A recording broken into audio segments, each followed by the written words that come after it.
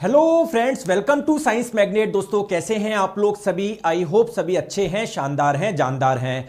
दोस्तों 2 दिन छुट्टी मनाई है, रिवाइज भी करा है। आपको बोला था मैंने सैटरडे संडे दोस्तों रिवीजन के लिए है, तो आप लोग 5 दिन तक पढ़ते हो, उसको रिवाइज किया है या नहीं किया है ना? तो मैं आप लोगों को पहले भी बोल के आया था कि दोस्तों अगर आपको ये जो 2 दिन दिए जाते हैं वो रिवीजन के लिए दिए जाते हैं, ऐसे नहीं आप लोग उसमें छुट्टी मना लो, है ना? क्योंकि आप लोग जो चीज़ें पढ़ते जा रहे हो फिर वो भूलोगे भी ऑब्वियसली, तो अगर रिवाइज नहीं करोगे तो दिक्कत की बात आएगी। आगे बात समझ में? चलिए दोस्तों स्टार्ट करते हैं गुरुत्वाकर्षण की क्लास नंबर 4। देखिए दोस्तों पिछली क्लास में हम लोग कुछ बात कर रहे थे। सर क्या बात कर रहे थे? मैंने आपको बताया था कि जो सन होता है, सूर्य के चारों ओर अलग अलग प्लैनेट यानी अलग अलग ग्रह गति करते हैं। जैसे अर्थ, पृथ्वी भी सूर्य के चारों ओर चक्कर लगाती है क्या? तो दोस्तों जो भी प्लैनेट होते हैं, जो भी ग्रह होते हैं जो कि सूर्य के चारों ओर गति करते हैं, इस गति के बारे में केपलर साहब ने 3 नियम दिए थे, 3 चीजें बताई थी। तो पहले नियम में उन्होंने क्या बताया था? हमको ऐसा लगता था कि सन के चारों ओर कोई भी प्लैनेट अगर गति कर रहा है, कोई भी ग्रह गति कर रहा है, तो वो सर्कुलर पाथ यानी वृत्तीय पथ पे गति कर रहा है। आगे बात समझ में? लेकिन नहीं, इन्होंने क्या बताया था, जल्दी से बताएगा। तो पहले नियम में केपलर साहब ने बताया था कि दोस्तों कोई भी ग्रह होता है वो सूर्य के चारों ओर वृत्ताकार पथ पर नहीं, इलिप्टिकल पाथ यानी दीर्घ वृत्ताकार पथ पर गति करता है। यह बात हम लोग कर चुके थे, पहला नियम समझ चुके थे। क्लियर है? चलिए अब बात करते हैं दोस्तों दूसरे नियम की। तो कोई बता सकता है क्या द्वितीय नियम क्या बोलता है? इस नियम में क्या बताया गया है? बहुत अच्छी बात बताई गई है, देखो ध्यान से समझो। जैसे ये सन, सूर्य और सूर्य के चारों ओर मान लीजिए अर्थ यानी पृथ्वी क्या कर रही है? गति कर रही है। क्या आप लोग मुझे बता सकते हैं क्या पृथ्वी को पूरा एक चक्कर पूरा करने में कितना समय लगता है? कोई बता सकता है क्या? सन के चारों ओर ये पूरा एक चक्कर करने में कितना समय लगता है? कोई बता सकता है क्या? अरे 24 घंटे मत बोल देना गलती से, है ना? ये सन के चारों ओर पूरा एक चक्कर करने में लगता है सर 365 दिन। बोलो बात सही बोल रहा हूं क्या मैं? बिल्कुल सही बात है। जैसे मान लीजिए दोस्तों आज है 1 जनवरी, तो सूर्य अभी पृथ्वी अभी यहां पर है। दोस्तों अगर बात करी जाए 1 फरवरी की, तो क्या अर्थ थोड़ा सा आगे पहुंच जाएगी क्या 1 फरवरी को? बताए। बात कर अगर 1 मार्च की, थोड़ा सा और आगे पहुंच जाएगी। मैं सही बोल रहा हूं क्या? बात करें 1 अप्रैल की, थोड़ा सा और आगे पहुंच जाएगी, फिर और आगे पहुंच जाएगी, फिर और आगे पहुंच जाएगी। बिल्कुल सही बात है।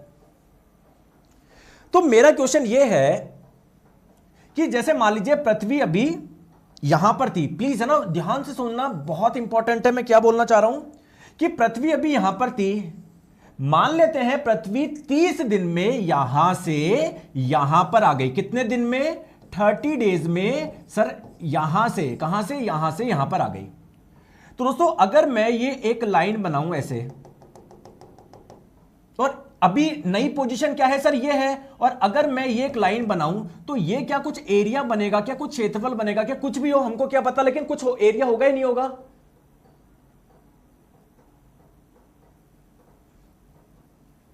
बरीश कुमार जी बोल रहे हैं कि सर आपने ना यूट्यूब पे फ्री, अरे अभी आप पढ़ना, क्या डिफरेंस है समझ में आ जाएगा। ठीक है बरीश कुमार जी।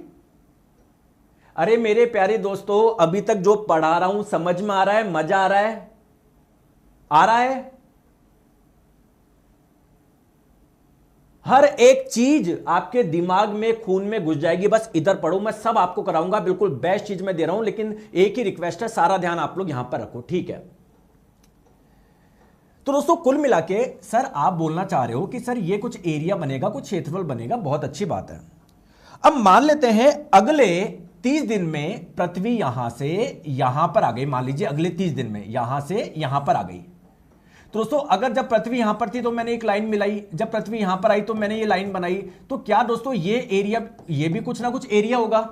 तो केपलर साहब का दूसरा नियम ये बोलता है कि कोई भी ग्रह हो, कोई भी प्लैनेट हो, अभी हम अर्थ की बात करते हैं, तो पृथ्वी समान समय में जो एरिया स्वेप्ट करेगी, जो क्षेत्रफल तय करेगी, वो समान होगा। इसका मतलब अगर पृथ्वी 30 दिन में यहां से यहां पर गई, ये जो एरिया बना, और फिर अगले 30 दिन में यहां से यहां पर गई, जो ये एरिया बना वो बिल्कुल समान होगा। फिर मान लीजिए अगले 30 दिन में पृथ्वी यहां से यहां पर आ गई, तो ये जो एरिया बनेगा वो सेम होगा। बात समझ में आ रही है? हां सर समझ में आ गई, थोड़ा सा इसको और फील करवाइए। आइए मैं आपको समझाता हूं। जैसे देख लीजिए, ये यहां पर क्या है, ये मान लीजिए आप सन है, सूर्य है ना, सन यानी सूर्य है। प्लीज मेरी बात को ध्यान से समझना दोस्तों। मान लेते हैं कोई भी ग्रह हो, वो यहां से यहां पहुंचा 1 महीने में, तो ये कुछ एरिया बनेगा। बिल्कुल सर। फिर अगले 1 महीने में यहां पर पहुंचेगा, फिर यहां पहुंचेगा, फिर गति करता जा रहा है। तो मैंने इस पोजीशन से देखा, अगले 1 महीने में वो कहां पहुंचा, यहां से यहां पहुंचा। तो दोस्तों इस 1 महीने समय, 1 महीने का समय आप यहां पर भी दे रहे हो, 1 महीने का समय यहां पर भी दे रहे हो, तो ये 1 महीने के दौरान जो एरिया बनेगा और ये 1 महीने के दौरान जो एरिया बनेगा वह समान होगा। तो ये चीज में आपको समझ में आ गई? एक बार यस बोलिए। और ये चीज मैं आपको यहां पर लिखवा दूं, तो केपलर साहब का दूसरा नियम क्या बोलता है कि कोई भी ग्रह समान समय अंतराल में यानी इक्वल टाइम में समान क्षेत्रफल को पार करेगा, ये तय करेगा। बहुत छोटी सी बात है दोस्तों। एक मजे की बात बता दूं क्या?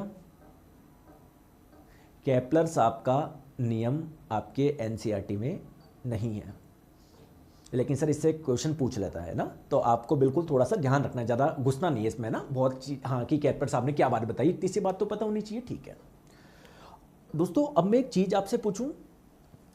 मेरा क्वेश्चन ये है आप लोगों से कि ये सन, सूर्य और सूर्य के चारों अर्थ यानी पृथ्वी क्या कर रही है, गति कर रही है।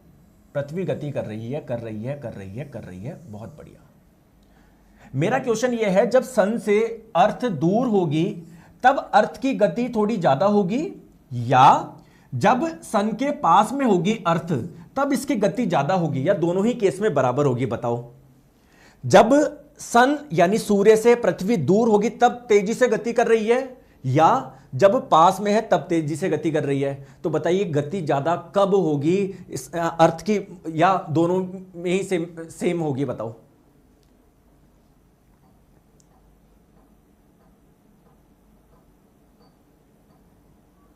बोल रहे हैं सर दोनों में ही बराबर होगी। जो व्यक्ति बोल रहे हैं दोनों में बराबर होगी, आप इस वाले डायग्राम को देखिए, इस वाले डायग्राम को देखिए, इस वाले डायग्राम को देखिए कि क्या यहां पर अर्थ कहीं पर तेज कहीं पर स्लो है?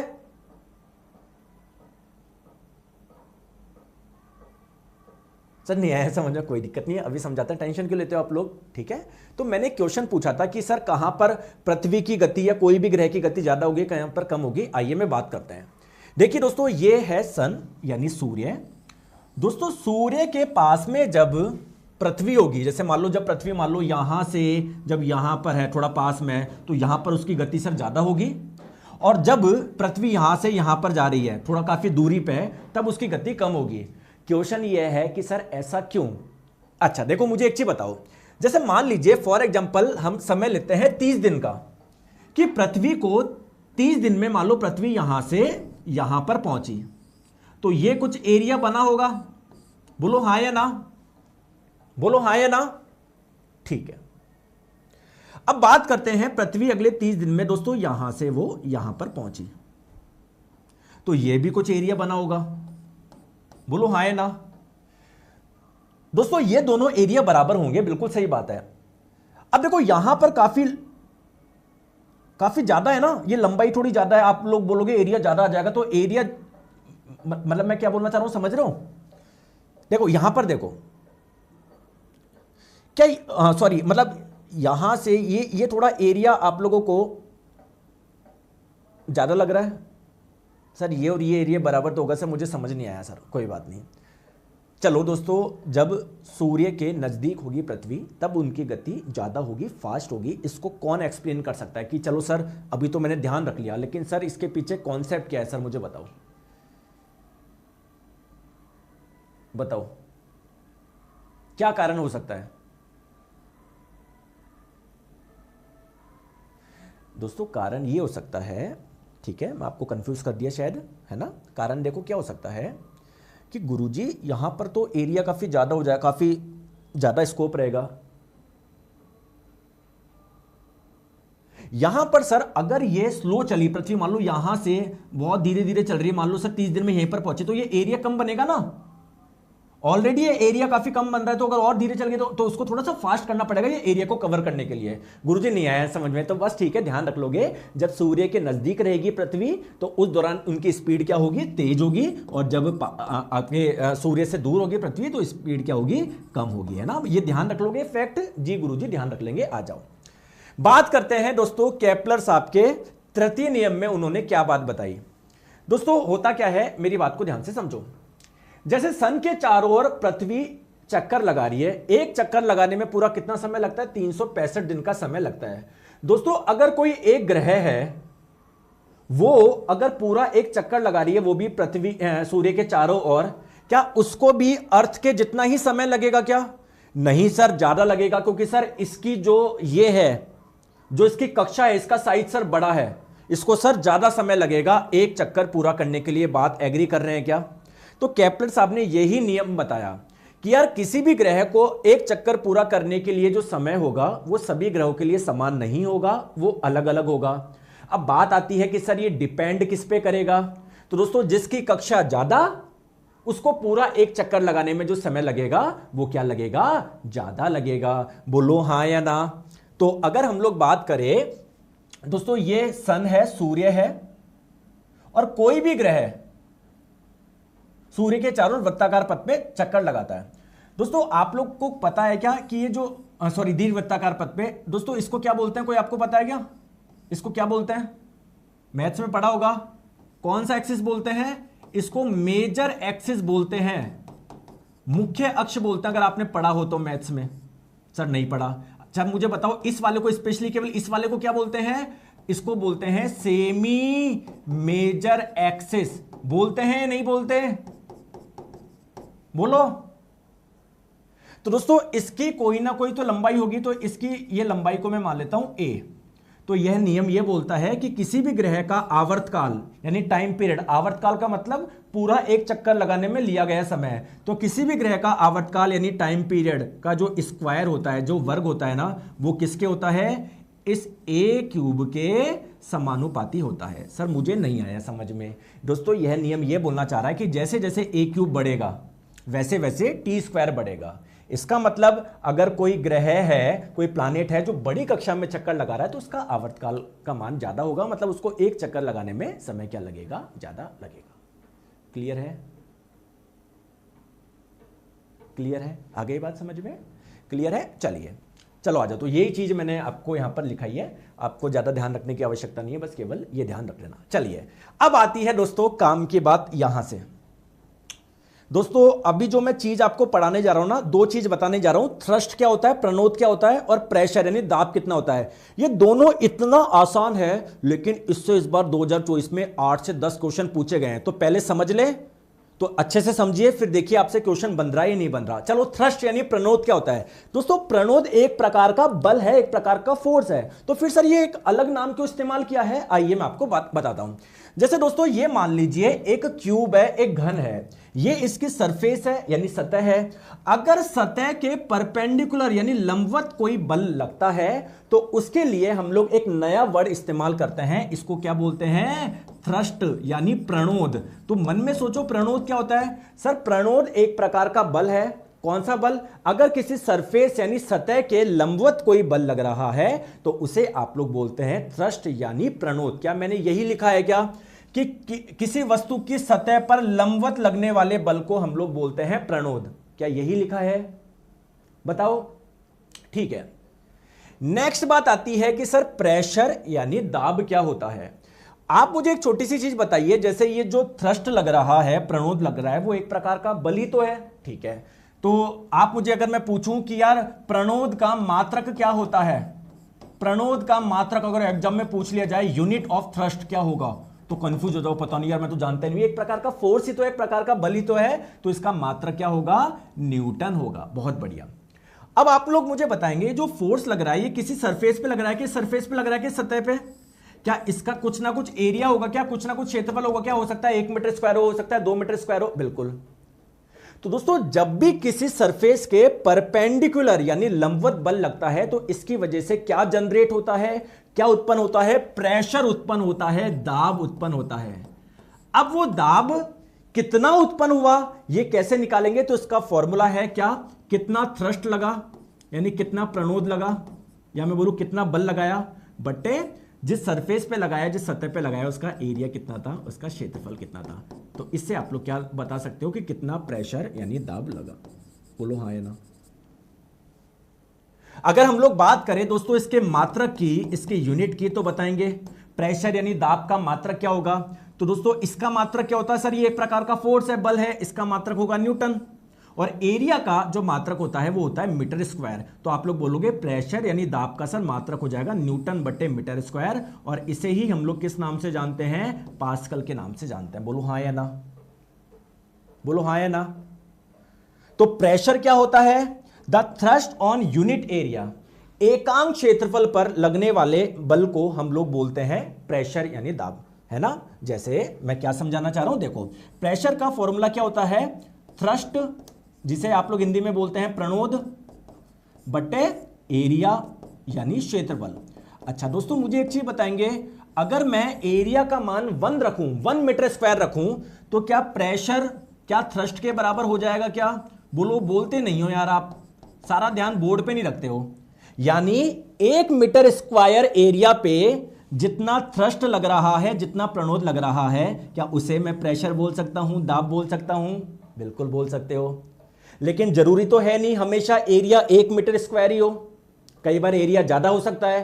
तो फिर प्रेशर कैसे निकालोगे, फिर दाब कैसे निकालोगे, सिंपल इस फॉर्मूले का इस्तेमाल करके। देखते हैं कितने बच्चे सुन रहे हैं, ध्यान से सुन रहे हैं। अगर सुन रहे हैं तो क्वेश्चन करेंगे, वरना नहीं करोगे यार, सीधी सी बात है। मैं आपको बोलता हूं बस सारा ध्यान आप बोर्ड पे रखो, तो एक के क्वेश्चन बन जाएंगे।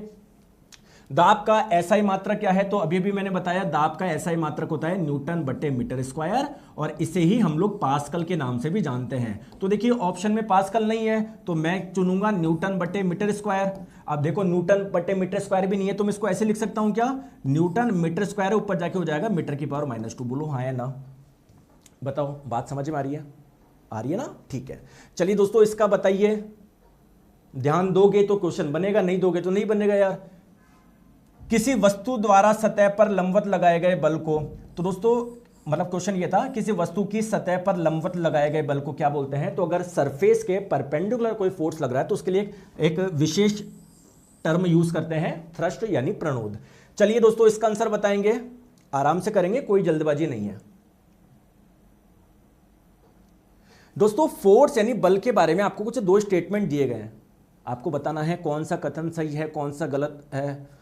भार एक बल है जो किसी वस्तु पर लंबवत नीचे की ओर कार्य करता है।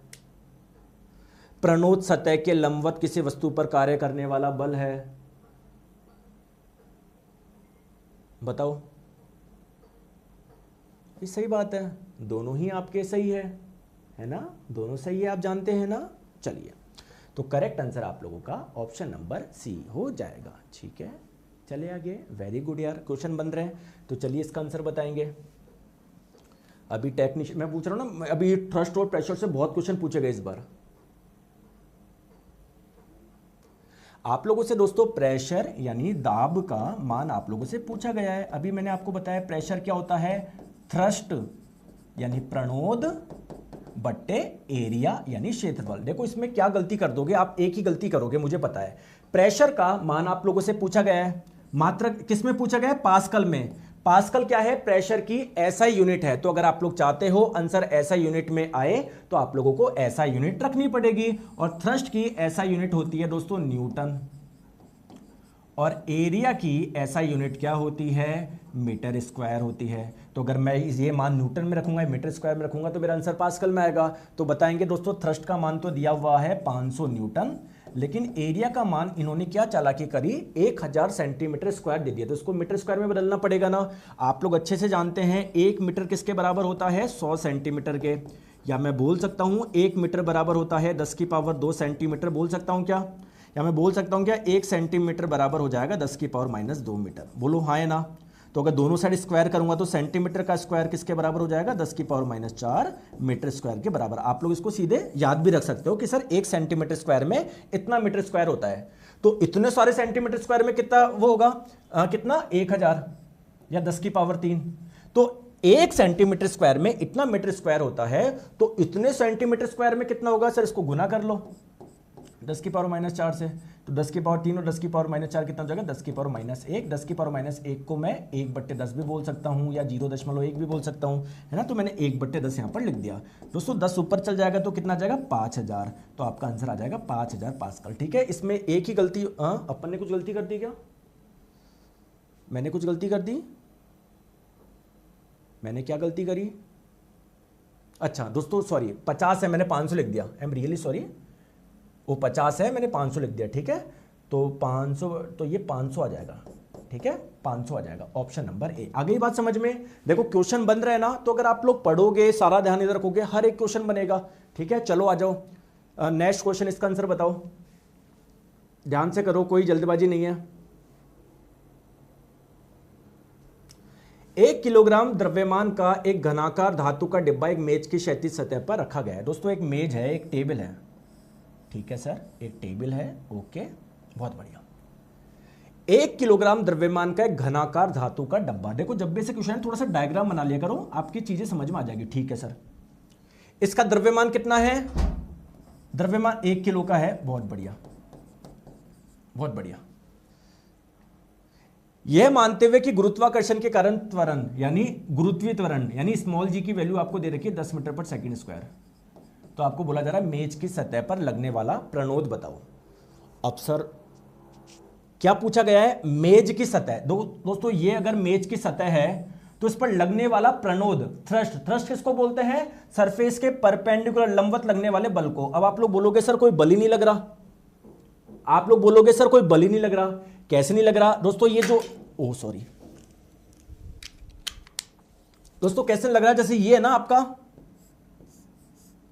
ये क्या इसका वेट होगा क्या, कुछ ना कुछ भार होगा क्या, भार क्या एक प्रकार का बल है, तो ये इसके नीचे लग रहा है लेकिन सरफेस पे तो लग रहा है ना इसकी, तो क्या इसका भार ही इस पे लगने वाला थ्रस्ट यानी प्रणोद है क्या, बिल्कुल सर है। तो दोस्तों इसका वेट यानी भार आप लोग कैसे निकालते हो, किसी भी वस्तु का वेट, तो इसका द्रव्यमान गुना गुरुत्वीय त्वरण, और इसका द्रव्यमान दिया हुआ है 1 किलोग्राम, गुरुत्वीय त्वरण का मान दिया हुआ है 10, तो 10 न्यूटन, यानी ये 10 न्यूटन क्या लगेगा, इस पे फोर्स लगेगा। दोस्तों आया मजा, समझ में आ रहा है। दोस्तों आपसे आप दिल से एक बात कर लो, क्या आप हमेशा मुझसे बात करते हो सर मेरे को, मैं लाइब्रेरी में बैठा हूँ सर, मैं खेलने जा रहा हूँ सर, मैं ये कर रहा हूँ, आज दिल से एक बात कर लो कि मैं भी आज दोस्तों थोड़ा सा परेशान हूँ, मैं मतलब दिल बहुत भारी हो रहा है, मतलब होता है ना कि कुछ गलत हो गया या होने, मतलब पता नहीं, बहुत अजीब सा लग रहा है।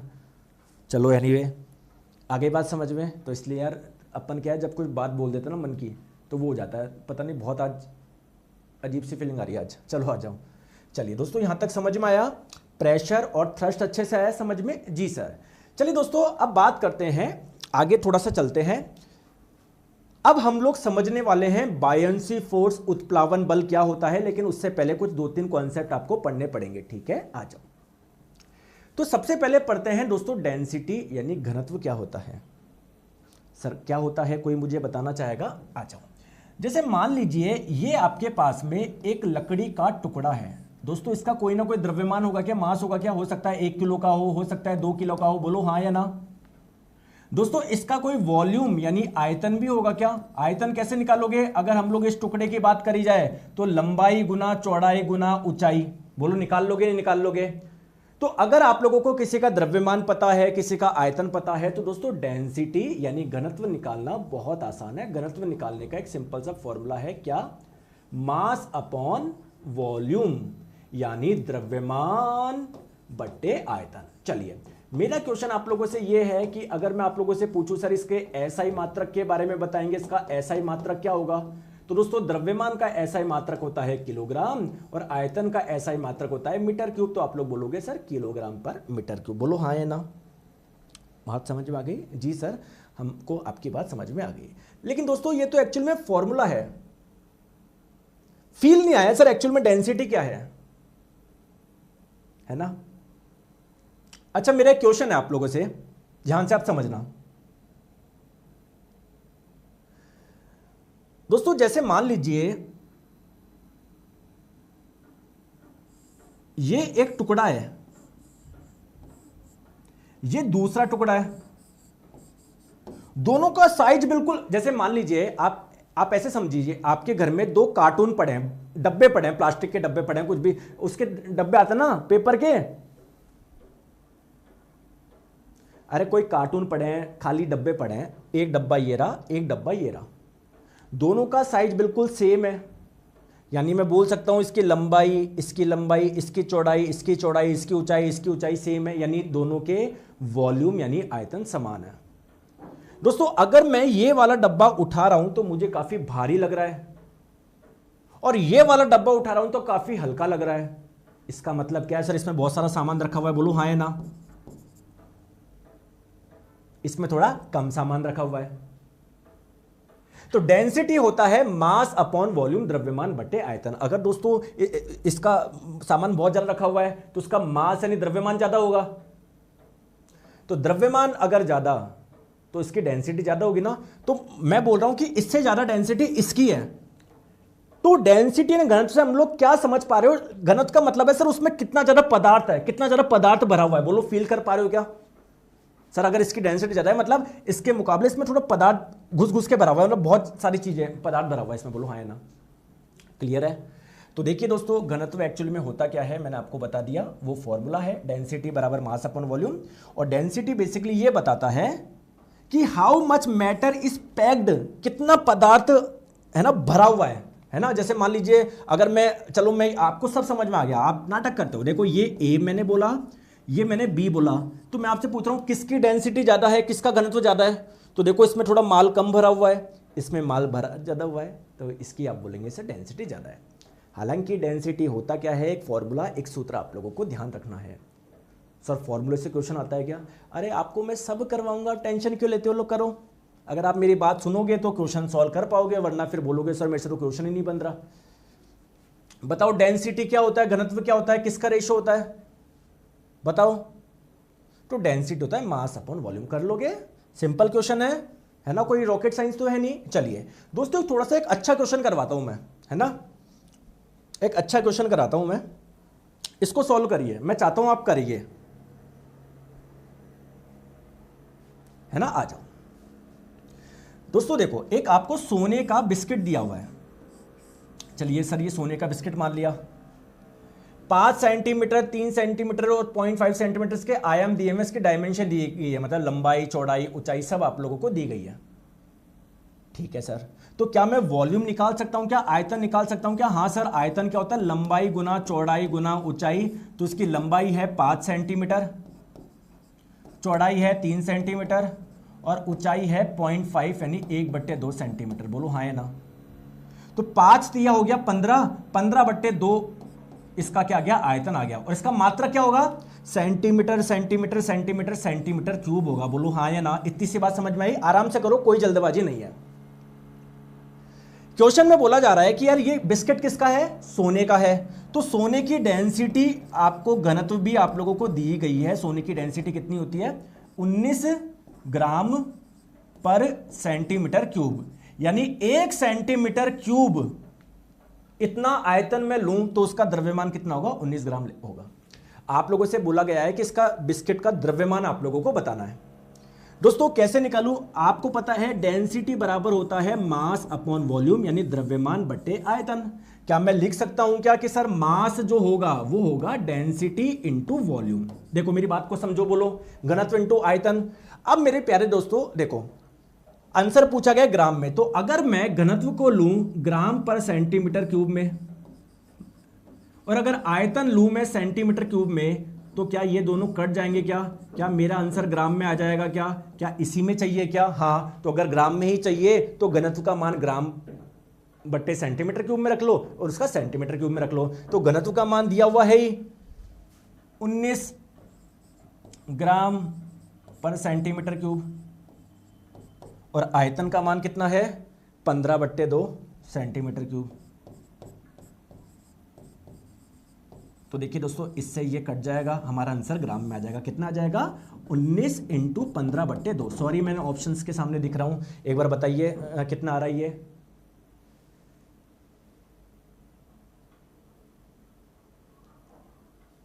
अंकित झा जी बोल रहे हैं सर, आप बोल रहे थे कि 10वीं तक ही आएगी, लेकिन केपलर का नियम नहीं है 10वीं तक, तो क्यों करा दिया? दोस्तों एक चीज पढ़ लोगे दिक्कत हो जाएगी क्या है? अंकित झा जी बेटा आप देखो 5-10 मिनट से एक ही कमेंट कर रहे हो, सर आपने केपलर नियम क्यों कराया? मतलब इतनी देर से मैं समझा रहा हूं, सब पे ध्यान नहीं है आपका। तो अगर एक चीज आप पढ़ लोगे एक्स्ट्रा, कोई दिक्कत हो जाएगी क्या कि सर मेरे को दिक्कत हो जाएगी? बताओ, बताइए अंकित जी, है ना? तो आप इधर फॉलो करिए। तो देखो मेरे को तो देखो गणित आती नहीं है, मैं तो क्या करता 20 इसको 19 को मैं 20 मान लेता, तो 20/2 10 होता, 10 × 15 150 होता, लेकिन ये 19 नहीं है, 20 नहीं है 19 है, तो 150 से हल्का सा कम, 150 से हल्का सा कम, 150 से हल्का सा कम। क्या ये हो जाएगा? क्या आ जाएगा? आ गई बात समझ में? कोई परेशानी? कोई परेशानी है क्या? ठीक है, आ जाओ। आ गया? चले आगे, आ जाओ दोस्तों। जैसे आपका डेंसिटी होता है ना, घनत्व, वैसे इससे मिलता जुलता एक टर्म और है, क्या? रिलेटिव डेंसिटी, आपेक्षिक घनत्व। सर ये क्या होता है? दोस्तों अगर आप लोगों को किसी भी सॉलिड यानी ठोस या लिक्विड तरल कि आप लोगों को रिलेटिव डेंसिटी निकालनी है, अगर इसका आपेक्षिक घनत्व निकालना है, तो आप लोग क्या करेंगे? कोई बता सकते हैं क्या? देखो नाम में समझ मारा, रिलेटिव डेंसिटी, यानी किसी के रिलेटेड देखना है कि इसके सापेक्ष इसका क्या घनत्व है, इसके सापेक्ष इसका क्या घनत्व है। तो अगर आप लोगों को रिलेटिव डेंसिटी निकालनी है, आपेक्षिक घनत्व निकालनी है किसी भी पदार्थ की, तो आपको क्या करना है? उस पदार्थ का घनत्व, उस पदार्थ का घनत्व यानी डेंसिटी ऑफ सब्सटेंस, और इसमें भाग लगा देना है किससे? किससे लगा देना है? पानी के घनत्व से लगा देना है, पानी के घनत्व से लगा देना है, डेंसिटी ऑफ वाटर से लगा देना है। क्या आपको पता है डेंसिटी ऑफ वाटर कितनी होती है मेरे दोस्तों? सर भूल गए, कहां से बोलोगे? मैंने बताई नहीं, 1000 kg/m³। बहुत बढ़िया। लेकिन ये कब लगाना है? अगर आप लोग मेरी बात को ध्यान से समझिएगा, अगर आप लोग किसी सॉलिड या लिक्विड की डेंसिटी सॉलिड या किसी लिक्विड की रिलेटिव डेंसिटी या आपेक्षिक घनत्व आप लोग निकालने जा रहे हैं। गुरुजी अगर मान लीजिए किसी गैस का निकालना हो तो क्या करें? अरे यार पढ़ते नहीं हो तुम, पता नहीं क्या क्या करते रहते हो। जब भी कमेंट में देखो 2-4 चुन्नू मुन्नू घूमते रहता है। तो अगर किसी गैस की निकालनी है तो क्या करना है? उस गैस का घनत्व, उस पदार्थ का घनत्व, उस गैस का घनत्व, ठीक है, इसमें भाग लगा देना है वायु के घनत्व से। वायु का घनत्व कितना होता है? लगभग 1.2 kg/m³।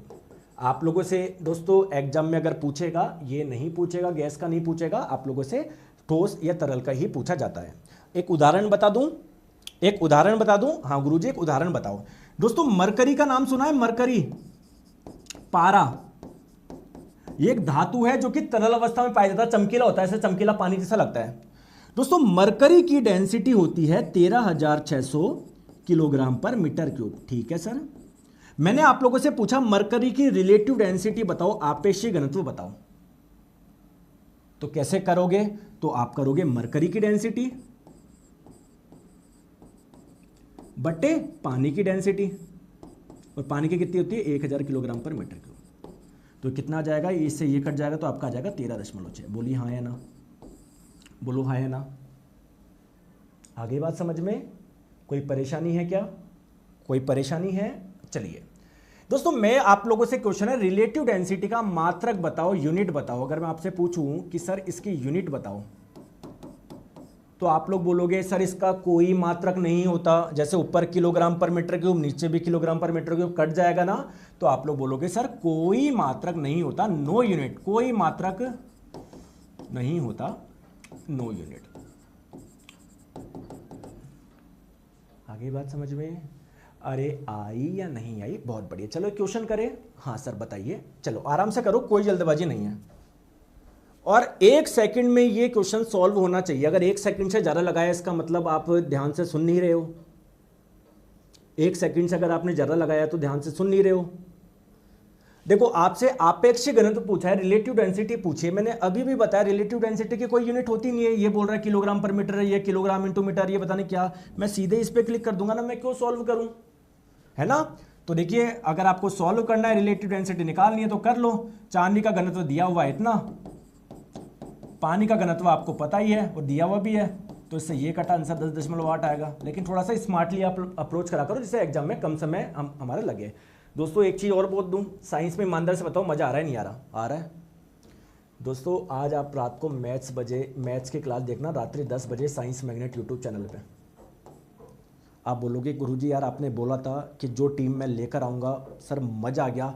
आप 10 बजे है ना मेरे कहने पर क्लास देख लेना। आपका जो डर है, आप कितने भी एडवांस क्यों ना हो, कितने भी जीरो क्यों ना हो, आप देखना मज़ा आ जाएगा रात्रि 10 बजे। ठीक है दोस्तों, देखो सिलेक्शन चाहिए, आपको मेहनत करनी पड़ेगी। मैं आपको बेस्ट कंटेंट दे सकता हूं, पढ़ना आपको पड़ेगा, रिवाइज भी आपको करना पड़ेगा, और कोई आपकी हेल्प नहीं कर सकता, वो आप ही कर सकते हो। दोस्तों रात्रि 10 बजे मैथ्स और जीके रात्रि 9 बजे। ठीक है दोस्तों, चलिए आ जाओ। सर बायोलॉजी कब तक स्टार्ट होगा? रे पहले फिजिक्स तो करो यार, आ जाओ, चलो आ जाओ। यहां तक आपको समझ में आ गई। अब मेरा एक क्वेश्चन है आपसे। जी सर पूछिए। दोस्तों मेरा क्वेश्चन है कि यार पानी में अगर मैं कील डालूं ना, कील, सर वो डूब जाती है। पानी मंगा दो यार।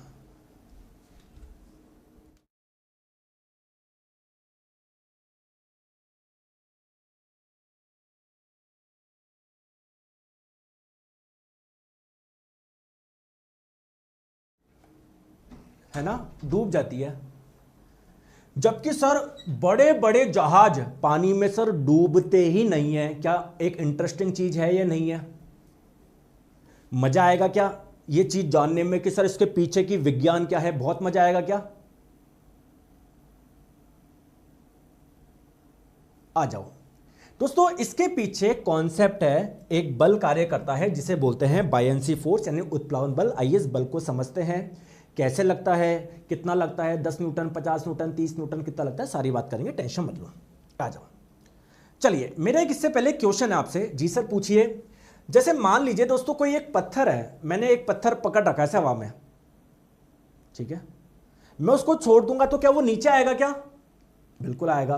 तो चलो अभी मान लो मैंने पत्थर को ऐसे पकड़ रखा है, ये पत्थर है मान लो, पत्थर मान लो दोस्तों 2 किलोग्राम का पत्थर है। जैसे ही मैं छोड़ दूंगा नीचे आ जाएगा। क्यों? क्योंकि सर इसके नीचे की ओर एक बल लग रहा है जिसे हम लोग इसका वेट बोलते हैं, भार बोलते हैं। कैसे निकालोगे? m इंटू स्मॉल जी। m का मान है 2 किलो, स्मॉल जी का मान वैसे 9.8 आता है, आप 10 मान लो तो कितना हो जाएगा आपका? 20 न्यूटन हो जाएगा। बोलो हाँ है ना, बोलो हाँ है ना। आई बात समझ में? ठीक है दोस्तों। अब इस पत्थर को मैं पानी में लेकर गया दोस्तों, पानी में ले जाके छोड़ा तो क्या पत्थर नीचे आएगा क्या? बिल्कुल आएगा। लेकिन क्या उस गति से आएगा क्या जितना सर यहां पर आ रहा था? हवा, देखो हवा में छोड़ने पर तो तुरंत नीचे आ गया, लेकिन जब मैंने पानी में ले जाके छोड़ा नीचे आ रहा है, लेकिन काफी मतलब धीरे धीरे आ रहा है। बोलो ऐसा आपने फील किया है? जवाब ही तो नहीं देते, ये तो गलत बात है। हाँ गुरुजी मैंने ऐसा फील किया है। तो इसका क्या, अब कारण भी तो ढूंढो। तो सर इसका तो एक ही कारण हो सकता है। मैंने बोला क्या? कि सर जैसे ये पत्थर जब आप लोग अंदर लेके गए ये 2 किलो का, तो सर हो सकता है अब नीचे की ओर जो लगने वाला बल हो वो थोड़ा कम हो। यार यही कारण हो सकता है। तो गुरुजी यहां पर 20 न्यूटन लग रहा था तो ये मान लेते हैं सर यहां पर 19 ही लग रहा है या 18 ही लग रहा है या 15 ही लग रहा है सर, इस वजह से नीचे की ओर उतना नहीं आ रहा। ठीक है, लेकिन क्वेश्चन ये है कि अगर ये पत्थर 2 किलोग्राम का था तो क्या पानी में डालते क्या 1 किलो का रह गया क्या? आधा किलो का रह गया क्या? नहीं सर, पत्थर तो 2 किलो का ही है। दोस्तों गुरुत्वीय त्वरण का मान इधर 10 था तो ऐसे थोड़े पानी में लाते बदल गया और बहुत दूरी, बहुत ऊंचाई पे जाके पृथ्वी के अंदर घुस के चेंज होता है। नहीं सर, यानी ये दोस्तों ये 20 न्यूटन अगर इधर लग रहा था तो ये 20 न्यूटन तो ये अभी भी इधर ही लग रहा है। बोलो हाँ या ना। तो सर फिर ये नीचे क्यों इतना धीरे आ रहा है? दोस्तों क्या मैं इसका एक दूसरा कारण बता सकता हूं? चलो मैं एक सही कारण बताता हूं ऐसा क्यों हो रहा है। दोस्तों जब भी आप इस पत्थर को पानी में डाला, पानी को गुस्सा आएगा नहीं आएगा? क्यों आएगा? क्योंकि यहां पर पानी था, आपने पत्थर डाल दिया, अब थोड़ा पानी को एडजस्ट होना पड़ेगा ना, इधर उधर जाना पड़ेगा ना। अरे मेरे प्यारे दोस्तों, आप एक क्लास में गए, वहां पर 4 बच्चे बैठे हैं, आप सीनियर हो भाई साहब, तो अगर आप बैठोगे तो एक बच्चे को उठना पड़ेगा, बच्चा डिस्टर्ब होगा, बच्चा गुस्सा करेगा, ये भैया कहां से आ गए। सिमिलरली जब ये आपका 2 किलोग्राम का पत्थर हवा में था, कोई दिक्कत ना, लेकिन जैसे ही पानी में गया तो थोड़ा पानी इधर उधर होगा क्या, क्योंकि उस पानी की जगह भी आ गया, तो पानी को गुस्सा आएगा या नहीं आएगा। तो जब भी किसी वस्तु को किसी तरल में, किसी लिक्विड में डालते हैं, तो कुछ लिक्विड डिस्प्लेस होगा क्या, कुछ तरल विस्थापित होगा क्या? हाँ, तो पानी को गुस्सा आएगा ना। तो पानी इस पे ऊपर की ओर एक फोर्स लगाएगा, एक बल लगाएगा, जिसे आप लोग बोलते हैं बायंसी फोर्स, यानी उत्प्लावन बल। मान लीजिए पानी ने बल लगाया ऊपर की ओर 4 न्यूटन का बल, तो अब नेट फोर्स नीचे की ओर जो लग रहा है वो कितना लग रहा है? नेट फोर्स नीचे की ओर बताओ कमेंट करके। आप बोलोगे 20 लग रहा है, अरे नहीं, ऊपर 4 भी तो लग रहा है, तो नेट अगर बात करें केवल 16 न्यूटन लग रहा है, इसलिए पत्थर नीचे थोड़ा कम गति से आएगा। बोलो हाँ या ना।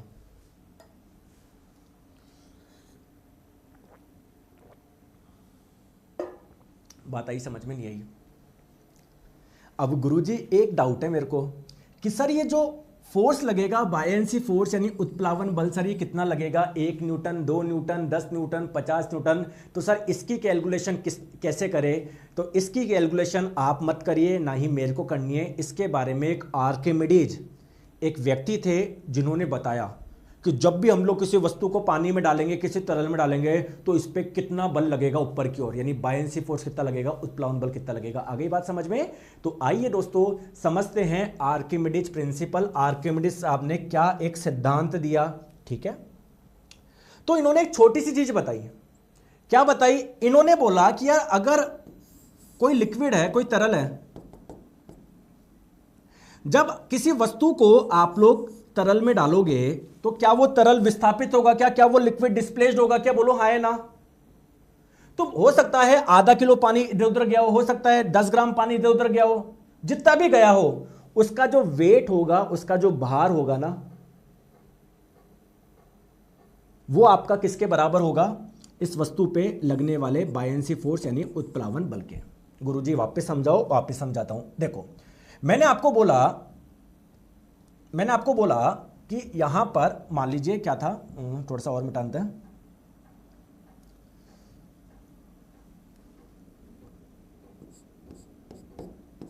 लिक्विड था, पानी मान लेते हैं। आप पानी में एक वस्तु को लेकर आए, पानी को गुस्सा आएगा या नहीं आएगा? क्योंकि पानी को इधर उधर जाना पड़ेगा, क्योंकि पहले जहां पर पानी था अब उस जगह ये वस्तु आ गई, पानी को गुस्सा आएगा ना। पानी इस पे बल लगाएगा क्या? बोलो हाँ। कहां पर लगाएगा? ऊपर की ओर लगाएगा। इस बल को क्या बोलते हैं? बायंसी फोर्स यानी उत्प्लावन बल। अब क्वेश्चन आता है उत्प्लावन बल लग कितना रहा है? तो आर्किमिडीज साहब ने बोला कि जब किसी वस्तु को आप लोग तरल में डालते हो, लिक्विड में डालते हो, तो जितना लिक्विड डिस्प्लेस हुआ उसका वेट ले लो, भार ले लो। तो बायंसी फोर्स, मेरे साथ में लिखो, ये लाइन आपको मेरे साथ में लिखनी पड़ेगी। बायंसी फोर्स यानी उत्प्लावन बल क्या होता है? उसकी वैल्यू क्या होती है? विस्थापित तरल का भार। अभी इंग्लिश में भी लिख रहा हूं, टेंशन मतलब विस्थापित तरल का भार। अभी देखते हैं, ये इतनी सी बात देखना किसी को समझ में नहीं आएगी, बहुत छोटी सी है। Weight of displaced liquid, weight of displaced. अच्छा दोस्तों, ये बात किस किस को समझ में आई? मैं देखो फिर से इसको वापस सुन लो। विस्थापित तरल का भार, विस्थापित तरल का भार, weight of displaced liquid, weight of displaced liquid. देखते हैं बात किसको समझ में आई। चलो देखते हैं, आ जाओ दोस्तों। यहां पर क्या था? ये एक पत्थर था, इस पत्थर का द्रव्यमान था 3 किलोग्राम। आगे बात समझ में दोस्तों? इस कंटेनर में पानी यहां तक भरा हुआ है, तो अगर मैं इस पत्थर को अंदर लेके आऊंगा तो क्या कुछ पानी ऊपर की ओर आएगा क्या? क्योंकि देखो पहले जहां पर पानी था उस जगह कौन आ गया? पत्थर आ गया। क्या कुछ पानी आपका अब दूसरी जगह जाने की कोशिश करेगा क्या? तो जैसे ही मैंने इस पत्थर को अंदर डाला, अंदर डाला तो क्या कुछ पानी बाहर आएगा क्या? मैं मान लेता हूं दोस्तों जो पानी बाहर आया वो कितना आया, 8 किलो पानी बाहर आया। दोस्तों जब आपने इस वस्तु को पानी के अंदर डाला, पानी को गुस्सा आएगा क्या? आएगा। क्या वह इस पे ऊपर की ओर एक बल लगाएगा क्या, जिसे बायनेंसी फोर्स यानी उत्प्लावन बोलते हैं? बताओ मुझे उत्प्लावन बल कितना लग रहा है, बताओ जल्दी। 4 Newton, 5 Newton, 8 Newton, 10 Newton, 18 Newton, 180 Newton? मुझे कमेंट चाहिए और सही आंसर चाहिए।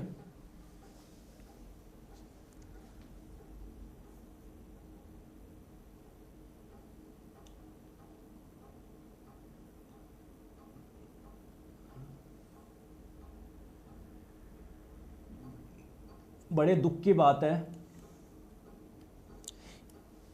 बड़े दुख की बात है, एक भी बच्चा सही आंसर नहीं दे पा रहा, एक भी बच्चा। बहुत दुख की बात है, मेरे को बहुत दुख हो रहा है यार। मेरे प्यारे दोस्तों मैंने क्या बोला अभी अभी?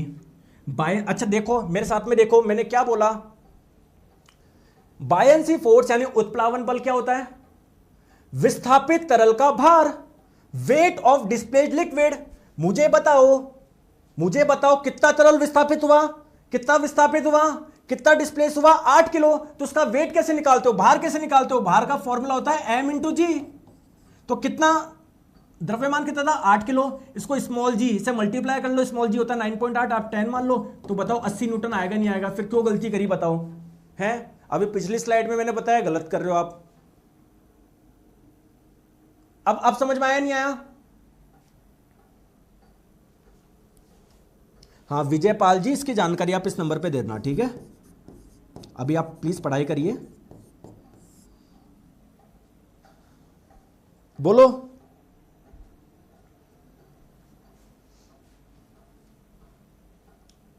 अब आ गया समझ में?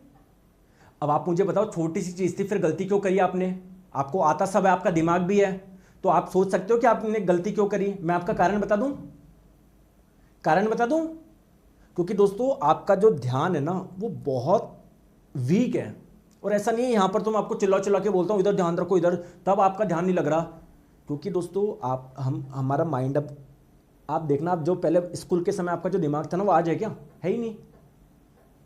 स्कूल के समय आज तुम खुद सोचते हो यार 5 साल पहले मैं कैसे कैसे काम कर लेता था, दो पापा जी 4-5 काम बताते तब भी मैं इजीली, आज सर काम ही नहीं होता। ऐसा है क्या? समस्या है क्या? मुझे बताओ, तब तो मैं सॉल्यूशन बताऊं कि हाँ सर मेरा यार 5 साल पहले ऐसे दिमाग काम करता था सर, अब सर करता ही नहीं, थोड़ा बताओ है क्या? अगर ऐसा है तो मैंने आपको पहले भी सॉल्यूशन बताया था, ये सोशल मीडिया से आप दूर रहो, फालतू की चीज़ें दिमाग में भरते हो तो दिमाग की एक लिमिटेड कैपेसिटी होती है, उसमें आप लोग यूट्यूब शॉर्ट्स भी डाल रहे हो, रील भी डाल रहे हो, मतलब वो सारी चीज़ डाल रहे हो जो आपके काम की नहीं है। वो जो काम की हो डाल रहे हो तो वो तो डालोगे ही। और आपको मैंने बोल दिया सुबह यार 5-10 मिनट मेडिटेशन कर लिया करो। कुछ जा रहा है क्या तुम्हारे? हैं कुछ जा रहा है क्या कि बैठ के ऐसे कर लोगे? कुछ भी करो यार, बस अपने लंबी लंबी सांसें ले लिया करो, सारा ध्यान इस पे रखा करो, ध्यान पे, सांस पे। सर ऐसा क्यों बोलते हैं सारा ध्यान सांस पे रखते हैं? क्योंकि आपका दिमाग भटकता है, कभी कहाँ कभी कहाँ, तो हमको एक जगह तो लगाना है। आप अपने सामने कुछ पत्थर रख लो, उस पर रख लो, दिमाग उस पर लगा लो। तो सांस पे इसलिए लगा रहे हैं जिससे आपका ध्यान भटके नहीं, आपकी एक जगह ध्यान केंद्रित करने की जो आदत है वो बढ़े। आ जाओ, चले आगे, आ जाओ। क्लियर है? चलो कुछ क्वेश्चंस करते हैं यार, देखते हैं। अगर सुनोगे तो क्वेश्चन कर पाओगे वरना नहीं कर पाओगे यार, सीधी सी बात है। पानी के द्वारा ऊपर की तरफ लगाया गया बल क्या कहलाता है? बताओ।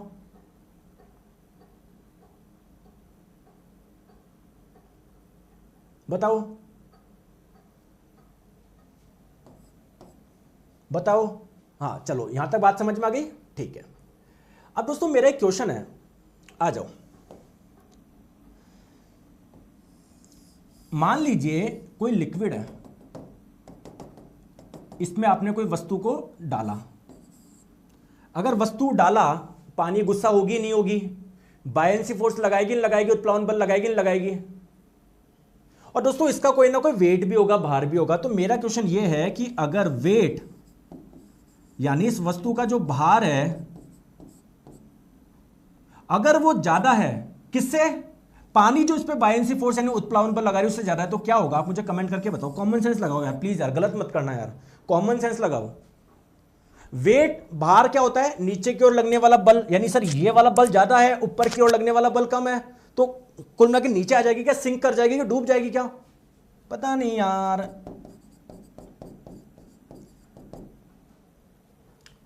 दूसरा क्वेश्चन, ये पानी है, मान लो आपने थोड़ा वस्तु को थोड़ा से अंदर डाला, पूरा नहीं डाला, तो भाई तब भी तो कुछ पानी विस्थापित होगी, तब भी तो पानी को गुस्सा आएगा, क्या पानी तब भी फोर्स लगाएगी क्या, बायएंसी फोर्स, उत्प्लावन बल बिल्कुल लगाएगी। इस वस्तु का भी कोई ना कोई वेट होगा, भार होगा बिल्कुल। तो अगर मैं आपसे पूछ रहा हूं कि इस वस्तु पे लगने वाला बायएंसी फोर्स इसके वेट यानी इसके भार के बराबर हो, तब क्या होगा, तो क्या डूबेगी क्या, नहीं, तब क्या करेगी दोस्तों, फ्लोट करेगी, तैरेगी। बोलते नहीं हो, गलत बात है, गलत बात है, क्या करेगी, तैरेगी। चलो बताओ इसका आंसर बताओ, सॉरी इसका आंसर बताओ।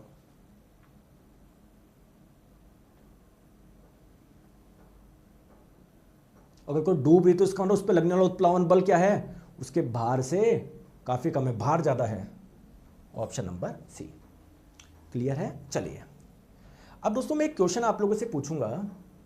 अब बात आती है सर बड़े बड़े जहाज क्यों नहीं डूबते, मान लो बड़े बड़े जहाज अगर तैर रहे हैं तो इसका मतलब क्या है, आप मुझे अपने सरल शब्दों में बताओ, कैसे भी टूटी फूटी भाषा में। इसका मतलब यह है कि सर उसके भार से कहीं ज्यादा क्या लग रहा है, उस पर बायएंसी फोर्स यानी उत्प्लावन बल लग रहा है। तो ये चाहते हैं पानी हम पे बल ज्यादा लगाए, तो ये पानी को ज्यादा गुस्सा करेंगे कम गुस्सा करेंगे, पानी को परेशान ज्यादा करेंगे गुस्सा कम करेंगे, परेशान सर ज्यादा परेशान करेंगे, यानी ज्यादा पानी को इधर उधर करेंगे। तो इनका नीचे का ये जो एरिया होता है ना काफी ज्यादा होता है, जिससे ज्यादा पानी विस्थापित हो। आगे बात समझ में मैं क्या बोलना चाह रहा हूं बोलो। चलिए अब दोस्तों मैं एक चीज आपको बताता हूं, जैसे मैंने बोला भार अगर ज्यादा होगा उत्प्लावन बल से, तो इसको जब सॉल्व करता है तो ये आता है। मतलब मैं आपको बोलना चाह रहा हूं कि जैसे मान लीजिए यहां पर कोई लिक्विड है, हो सकता है पानी हो सकता है केरोसिन, इसमें आप कुछ डाल रहे हो सकता है लोहा डाल रहे हो या लकड़ी डाल रहे हो या प्लास्टिक डाल रहे हो, ठीक है दोस्तों। जो डाल रहे हो उसको मैंने एक्स मान लिया, मुझे नहीं पता क्या है। तो अगर एक चीज ध्यान रखना, जो पदार्थ आप लोग डाल रहे हो यानी एक्स जो डाल रहे हो, अगर उसकी डेंसिटी यानी उसका घनत्व अगर पानी के घनत्व से ज्यादा है तो क्या होगा, कोई मुझे बता सकता है क्या? तो ये लिख लीजिए, ये वस्तु क्या कर जाएगी दोस्तों, डूब जाएगी, सिंक कर जाएगी। आपको बायएंसी फोर्स उत्प्लावन बल इतनी कैलकुलेशन करने की आवश्यकता नहीं है। सर ऑप्शन नंबर ए होगा, प्लीज चेक, एक बार देख लेता हूं सौरभ जी, टेंशन मत लो। अगर एक्स जो पदार्थ आप डाल रहे हो अगर उसकी डेंसिटी ठीक है कम है पानी से, तो यह क्या करेगी, फ्लोट करेगी दोस्तों, फ्लोट करेगी, फ्लोट करेगी, फ्लोट करेगी, तैरेगी, तैरेगी, तैरेगी। आगे बात समझ में? सर अगर ये हो कि सर दोनों की डेंसिटी बराबर हो, तो मान लो इसकी तो बिल्कुल बीच में आ जाती है, बिल्कुल ऊपर नहीं होती। फ्लोट करने का मतलब है कुछ भाग ऊपर कुछ भाग नीचे, बिल्कुल बराबर हो तो बिल्कुल अंदर आ जाएगी। बाकी ये वाला केस नहीं आता। आप बस ये दो चीजें ध्यान रखो।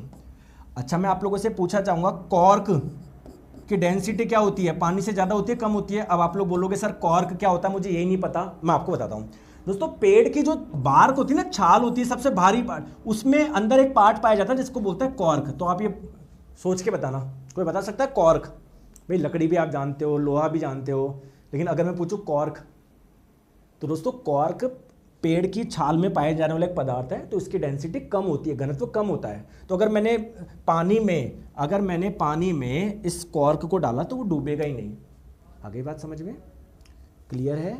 तो दोस्तों ये चैप्टर हमारा ग्रेविटेशन यानी पूरा हुआ, गुरुत्वाकर्षण। इसका टेस्ट आज शाम तक डल जाएगा। कल कौन सा चैप्टर स्टार्ट होगा जरा बताना कमेंट करके, देखते हैं आपको सिलेबस पता भी है या नहीं पता, या ऐसे करते रहते हो। सिलेबस आपको पता भी है या नहीं पता भी देखे तो सही। हाँ एक बच्चा बोलता सर इसमें ए ऑप्शन में ए होना चाहिए, कौन से वाले की बात कर रहे हो आप? एक बच्चा भी कुछ बोल रहा था। तो उस वस्तु पर तरल द्वारा प्रयुक्त उत्प्लावन बल, देखो वस्तु डूबती है यानी उत्प्लावन बल क्या लग रहा है, काफी कम लग रहा है, भार ज्यादा है। तो उत्प्लावन बल भार से कम होगा ना, तो सी तो आंसर होगा। चलिए तो दोस्तों कल हम लोग पढ़ेंगे वर्क एनर्जी एंड पावर, यानी कार्य ऊर्जा एवं शक्ति। इसका टेस्ट आज शाम तक अपलोड हो जाएगा। आगे बात समझ में। और वर्क एनर्जी एंड पावर, कार्य ऊर्जा शक्ति दोस्तों बहुत इंपॉर्टेंट है, बहुत क्वेश्चन पूछता है। दोस्तों मजा आ रहा है? दिल से मुझे बताओ, मजा आ रहा है? कोई दिक्कत तो नहीं आ रही? मैं प्यार से समझा रहा हूं, चाहे डांट के समझा रहा हूं, पढ़ो। आगे बात समझ में? ठीक है। अब मेरे एक बच्चा कुछ क्वेश्चन पूछेगा कि सर ग्रुप डी का एक यूट्यूब पे आप फ्री बैच लेकर आए हो, कि सर वो मुझे पढ़ने की आवश्यकता है क्या? दोस्तों जिसने निर्माण बैच ज्वाइन कर लिया उसको कुछ भी करने की आवश्यकता नहीं है। मैं आपको 10 बार बोल चुका हूं, 20 बार बोल चुका हूं, 30 बार बोल चुका हूं, 1000 बार बोल चुका हूं। अगर आपके पास में अभी समय है तो मैं यूट्यूब पे बायोलॉजी स्टार्ट कर रहा हूँ, जीव विज्ञान स्टार्ट कर रहा हूँ, है ना। ऑब्वियसली थोड़ा सा बेसिक ही पढ़ाऊंगा मैं यहाँ पर, निर्माण बैच में थोड़ा डिटेल में होगा। लेकिन अगर आप पढ़ना चाहते हो तो आप पढ़ लेना, अच्छी बात है यार, अच्छी बात है, आपका जल्दी कवर हो जाएगा। आगे बात समझ में। तो मैं कल सुबह 10 बजे यूट्यूब पर बायोलॉजी यानी जीव विज्ञान शुरू करना जा रहा हूँ। अगर आपके पास समय है तो आप पढ़िए, आपका मतलब जल्दी सिलेबस हो जाएगा, है ना। फिर बाकी निर्माण बैच में हम पढ़ेंगे, थोड़ा सा और डिटेल में जाएंगे, डीप में जाएंगे। एएलपी, टेक्नीशियन, जेई, एनटीपीसी सबको टारगेट करेंगे। ग्रुप डी यहाँ पर केवल ग्रुप डी को करेंगे। आगे बात समझ में। तो एक बार पढ़ लेना यार, पढ़ के कभी भी किसी का नुकसान नहीं हुआ है कि हाँ सर मैं तो कल तैयार हो गए सुबह 10 बजे यूट्यूब पे, ठीक है। हाँ, और दोस्तों मैथ्स की भी टाइमिंग ध्यान रख लो, रात्रि 10 बजे। चलो दोस्तों थैंक यू सो मच। इसका टेस्ट अपलोड हो जाएगा, कल मिलेंगे दोपहर 1 बजे same time. Thank you so much.